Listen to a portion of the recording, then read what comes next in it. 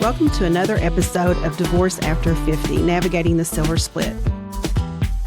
Welcome to Legal Insights, where we delve into the complexities of law and how it impacts our lives.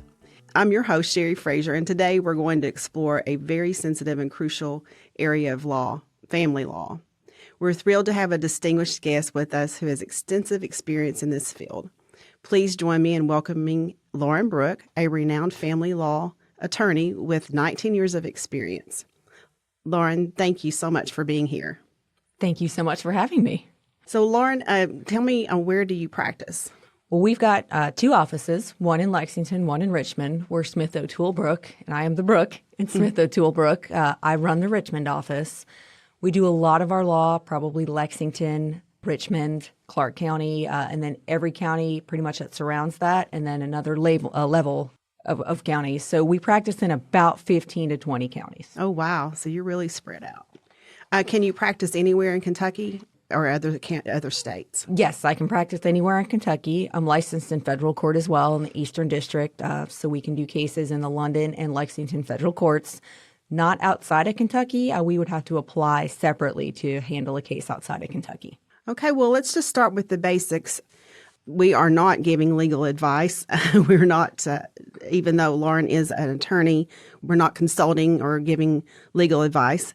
We're not financial planners, CPAs, or giving you any kind of advice on what you should do. You should always consult with an expert in the specific issues. Can you tell us a bit about what family law encompasses and why it's such a critical area of legal practice? Sure. So there's a lot of things about family law I think people don't realize. I mean, divorce are the obvious. That's an obvious issue. Child custody, child support, adoption is one that a lot of people don't think about, and that's actually the happy one. We love to do adoptions, but it has to do with everything, like I said, from divorce, any aspect of divorce. We do a lot of mediations in our cases. So really anything from divorce down to child support. They're separate courts, so we've got a dependency and neglect and abuse court. We've got paternity court. We've got juvenile courts. We've got child support court, divorce court, custody court. So there's a lot of different courts in the area of family law. Oh, wow. So whenever you think family law, it's not just divorce. Wow, okay. Yeah, and that's the first thing I think people think of is you do divorces. Yes, but we do a lot of other stuff too. Yeah, and that does make a lot of sense. In your experience, what are some common misconceptions people have about family law?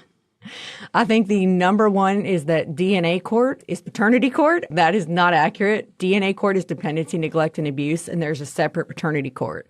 But every time we say to someone we're going to DNA court, their first question is, oh, that's paternity. No, they're separate. DNA does not stand for actual DNA. So I think that's interesting. I've never known that. So that's great. You learn something new every day. I do too. So there you go.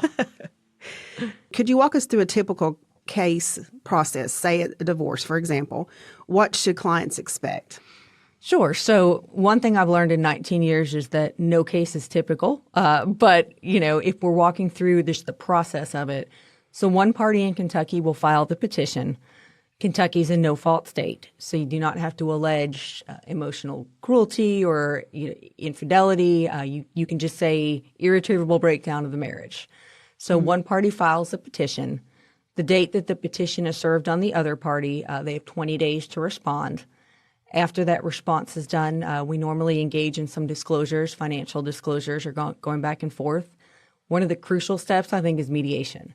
Mm-hmm. And I can say almost every judge in Fayette County, absent domestic violence or specific issues, will order us to mediate. Mm-hmm. And I don't think people realize how crucial mediation is. Mm-hmm. I settle 90% of my cases, if not more, in mediation. Yeah. And that is one of the things that whenever I went through a divorce, and several people I know, the first thing we thought was, let's go get the toughest, attorney that we can find that's going to kick the butt. We're going to win hands down. And we have that expectation.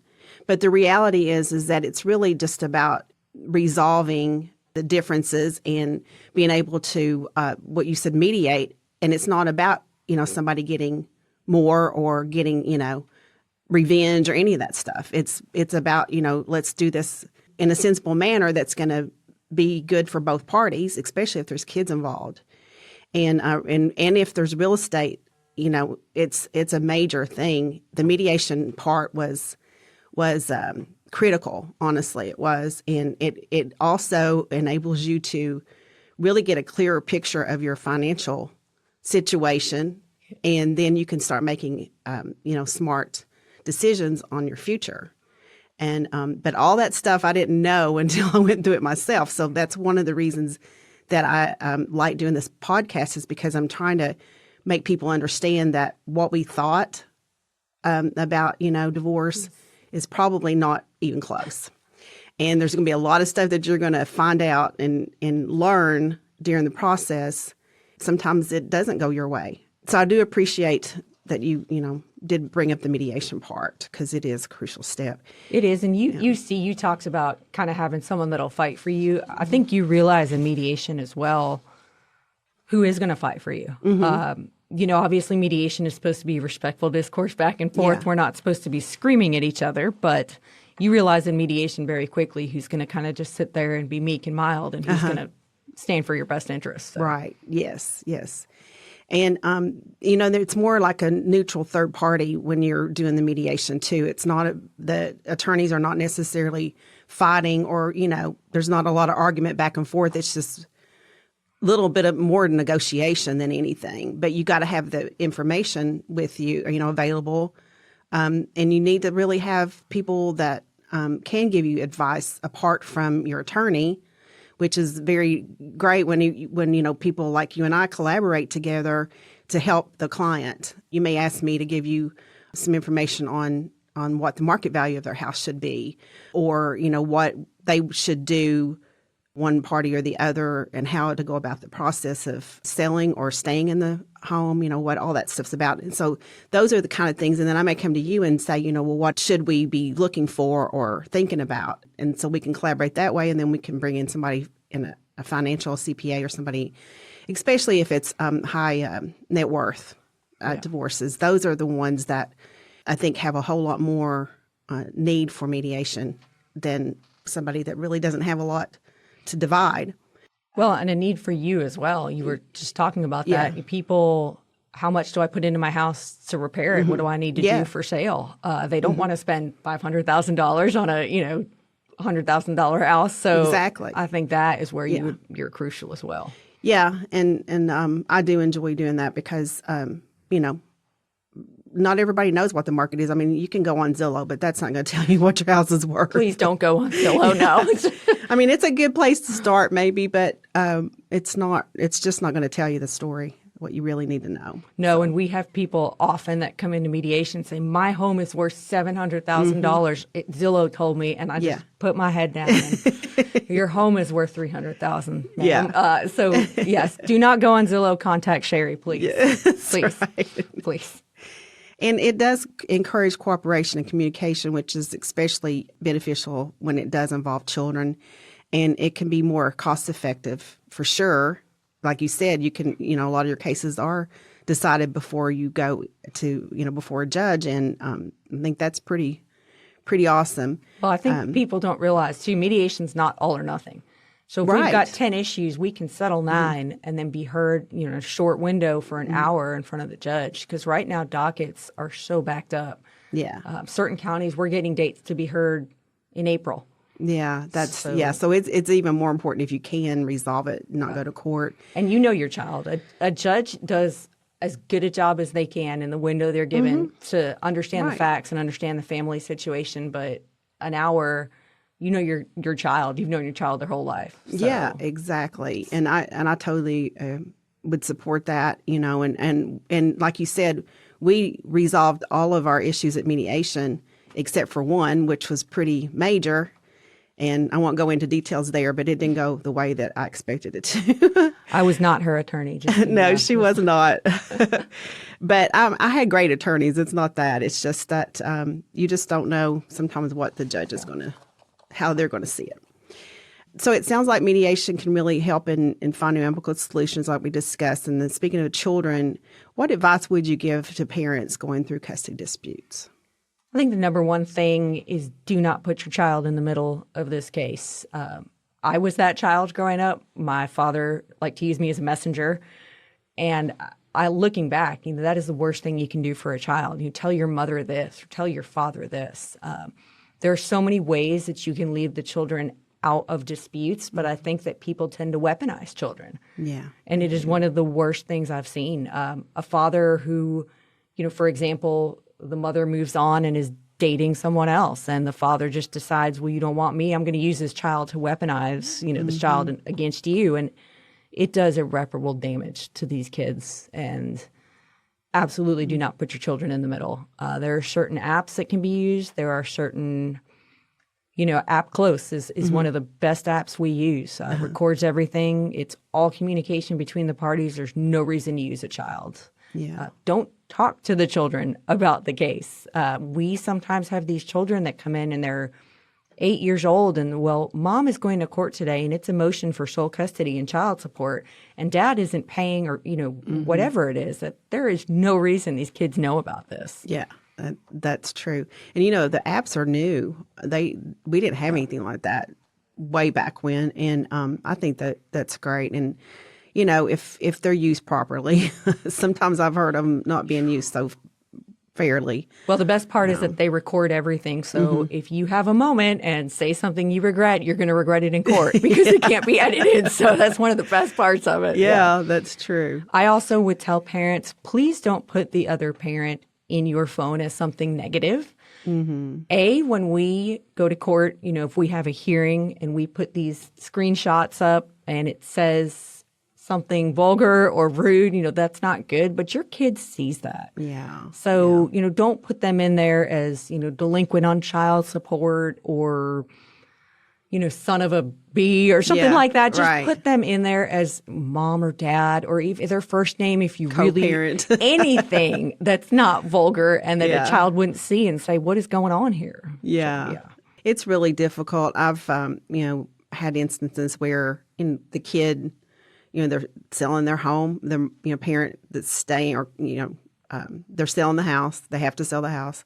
And the kid, has to come home and see a lockbox on their door and a sign in their yard. And their friends are, asking them about it. And then, they want to go in their room and somebody's been in there and looking at, and the parents saying, you have to keep your room cleaned up. And, their whole life is just getting, uprooted. And I just honestly think that as a real estate agent, I'm going to be really sensitive to that. And there's things that we can do. We don't have to put a sign in the yard.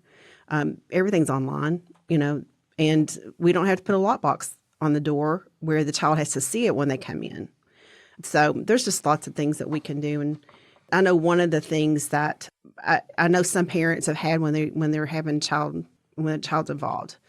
Isn't there a mediator sometimes that's appointed or not? Is it a mediator? It's a guardian ad litem. Guardian, that's it. Yeah. So in almost any case where they've got a time sharing issue or a custody issue, a guardian ad litem or a friend of the court is going to be appointed. Several years ago, there was a case, it was Morgan versus Getter, that distinguished between guardian and friend of the court.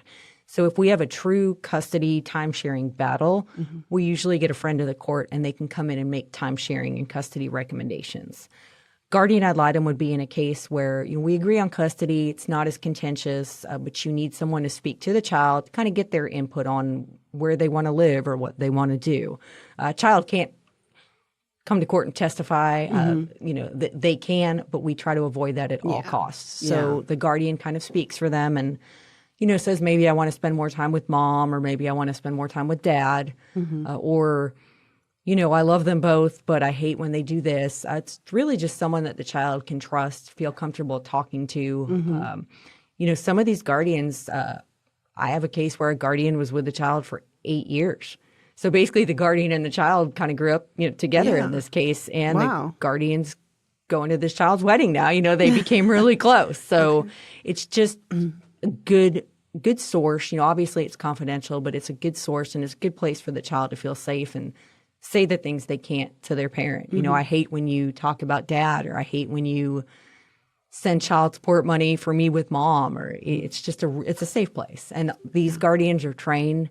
We have, I think, Fayette, but really Madison, and we've got some of the best guardians there are. Now, are they typically attorneys as well? Yes, most of them have their own caseloads. They are taking this on in addition to their caseloads. Some of them do it predominantly. They just do FOC or GAL work. But some of them, they've got a caseload of 200 private cases and 200, GAL cases. So be patient with them. If you have a GAL or an FOC, they might take a little time to respond, but they do not get paid much for appointed cases. They're truly doing this to help the children. One of the questions that I've always wondered is, you as an attorney, when you know that your client is not doing the right thing, I mean, what do you do? How do you handle it? Other than, Pilates or something to breathe, no. I think that, especially in family law, we get the best people on their worst day. And I don't think a lot of people realize the intensity and the emotions. And I've had a lot of people kind of come back to me after and say, I'm really sorry. I didn't, there's no need to apologize. And we understand that this is not easy. But I think one of the parts of being a good attorney is you've got to tell your client what they're doing wrong. Yeah. One of the most common, I think I say it 10 times a day, is don't post on social media. These posts can be used in court, but your child looks at social media. And when you've got something posted about my no good baby daddy is, X, Y, and Z, that's again harming your child. And these judges, they're not impressed by that. No. So I tell people off social media completely. We actually have a clause in our contract where we can let someone go if they continue to post on social media. Yeah. That a lot of people do that. Air their dirty laundry. They do, and it is, especially in criminal cases, they post more than you would think. So absolutely. But I tell them, and sometimes they don't want to hear it. That's fine. We have a lot of people that say, well, I'm going to go to X, Y, and Z, and they're going to let me do what I want. Yeah. And that's fine. Right. But I'm always going to tell, and I tell them when I consult with them that, listen, I'm going to tell you what you do well, but you're sure as heck going to hear what you don't do well. Yeah. Yeah, but it's only fair. It's just like when I'm consulting with real estate, why would I tell somebody their house is worth more than I know they can sell it for? Everybody thinks their house is worth more than what it's worth. Right. Absolutely. But, I know what the real estate market looks like, and I can, bring the numbers in at any time. I have that, and you as well. You have, your court cases that you can go back to, and not just yours, but there's other case law or study, I guess. I don't know. How There's a lot of precedent that we have. Yeah. And we know, nobody knows how a judge is going to rule Exactly. every time, but we can say, listen, I've been in front of this judge 10 times, and 10 times they've ruled a certain way. Yeah. Because there's a lot of questions that I know everybody has about how the attorney client and the, how the judge and the attorney's relationship, there's a lot of back and forth about that, it's a negative political opinion. And sometimes it's true, but for the most part, you have a duty to your client, just like I have a fiduciary to my client in real estate. And if we're doing our job right, we're going to stay within that law or that guideline. It'd be nice if all of us did, like all the professionals, if we all did the same thing all the time, but they don't. And unfortunately, it gives everybody a bad rep that's in that industry. It does. And I think our two industries, for some reason, the market is saturated with lawyers and the market's saturated with real estate agents. And there are so many agents and attorneys that do not do their job well. You are, for example, one of the first agents that I've ever worked with that focuses on, divorce issues and really kind of gets into that. Well, what do we do to help the children? What do we do to make it easier? A lot of people don't do that. So I appreciate you for doing that.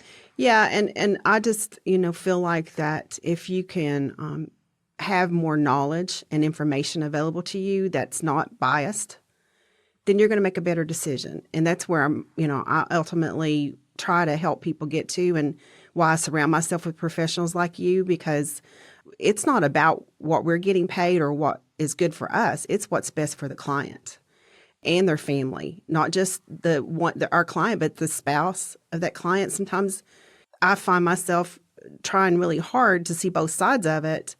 But when I know that one is, not getting, it's not fair to them, then I'm not going to be party to that, even if it's my client.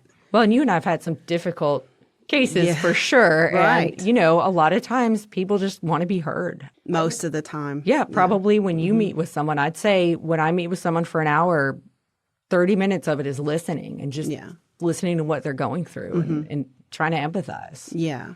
And being non-judgmental too, and I see that in you. You're very straightforward too, and I appreciate that. I know when I'm speaking with you that I'm going to get an honest answer, whether you like it or not. Exactly. and vice versa. It's just we're not out there trying, well, this is what we're going to get paid. That's just never been my thing, and we're both trying to serve and help people. So I know you have a very empathetic heart, just like me. Don't tell anyone that. I know. Yeah, I know. Well, what should someone look for when choosing a family law attorney? Well, I think they need to be comfortable with them. What I tell people is it's like a relationship. Sometimes you go on a date with someone and after that first date, you're going to be together forever. Mm-hmm. Sometimes that you don't ever want to see that person again, and that's fine. If somebody is in your office and the attorney is forcing them to say, you need to sign today, you need to file today, if they feel pressured, they need to not do that. Unless it's a situation with domestic violence or, there's some kind of exigent situation that someone needs to go ahead and file, they should never feel pressured. I often tell clients, hey, listen, here's the paperwork, think about it, get back to me, let me know if you have questions. A lot of people look for free attorneys. I wouldn't necessarily advise that. A lot of us charge a very low consultation fee. We do it because it is our time, but we also do it because, we want people to respect, listen, we're going to charge for this. It's a service that we're providing. We're not charging a lot for a consult, but, this is our time. And when people respect that, it seems to go a lot better. Yeah. And just ask questions. Any attorneys that seem rushed or bothered or don't want to ask questions or seem to just kind of be, as you said, judgmental. I've had a lot of clients come to me and say, hey, I just went to consult with so-and-so and they just stared at me the whole time and I could feel them judging me. You need to be comfortable with someone. Yeah. And we don't have ESP. I think some people, probably same with real estate agents, they think we know everything. So if an attorney is doing something you're not happy with, you need to tell us. Yes. And we will sit down with you and say, usually, I'm sorry, I didn't realize that was happening. Let's try again. And then the problem solved. But we have several clients and we don't know if somebody doesn't tell us if they're not happy. So please tell us if you're not happy. Which brings me to, it's the same thing with there's a lot of real estate agents that are discount, agents or brokers, and they may charge a lot less than I would, but, they're not going to get the same service. You get what you pay for. That's right. And it's the same way with attorneys. Well, and we have people, so-and-so said they do it for $500. We'll go hire so-and-so. Again, you get what you pay for. Well, you can do it for not even that if you want to do it yourself. Exactly. Which is what you're going to be doing, right? But exactly why you should not sell your house, no FSBO, you should always let a professional handle it. So. I tell you, just recently, last week, I think I posted on my Facebook, things can go wrong in a transaction just like they can during the process of, a divorce or whatever. They don't see what we're doing at that time. It's like we're busy negotiating and doing things behind the scenes that you never hear or see because there's no point in us telling you every little step or whatever's going on because it can resolve itself without us getting you upset. And I've worked with agents that answer for when we're negotiating, they answer for their clients. They say their client won't do certain things or they'll get defensive about things when it's not their decision. And so you have to be really careful how you present your client's case to the other attorney.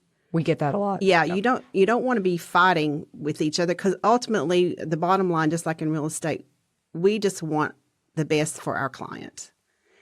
But that doesn't necessarily mean that it has to be contentious or bad. It just has to be negotiated to both parties are agreeable. And that's part of what you talked about earlier. You obviously want someone who can fight for you, but at the same time, you don't want someone that's going to fight over everything. Right. Our ability to negotiate, which is fighting, it's just negotiation, is knowledge and experience. And that is the main thing that people don't realize, that when you've got an experienced real estate agent or attorney or whatever profession it is, like you've got 19 years, I've got 22, we've been through a lot.